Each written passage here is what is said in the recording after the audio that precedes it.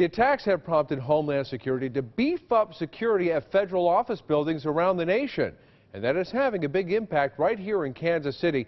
KMBC 9's Michael Mahoney has more on this story.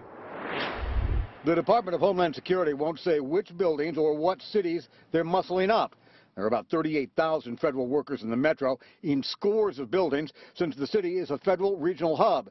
The Transportation Security Administration, TSA, also says it is increasing the number of random searches of airline passengers. KCI security is handled by a private firm, but they also comply with many TSA guidelines.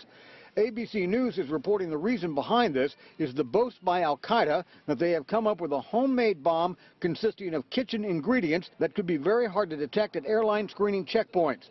Al-Qaeda's magazine claims that the new device is undetectable by most screening systems. The report says only a full-body scanner can catch it, and most airports don't have them. Meanwhile, a frequent flyer at KCI is skeptical of most American security. They closed the barn door after the horses already escaped.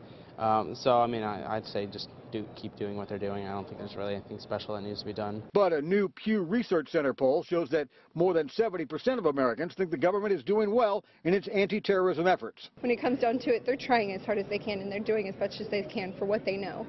And they go with what they know as they go. As the federal government takes some precautionary measures after the terrorism wave in France. Michael Mahoney, KMBC 9 News. Also today, the lower house of the French parliament voted to extend its bombing campaign against Muslim extremists in Iraq. The vote was 488 to 1.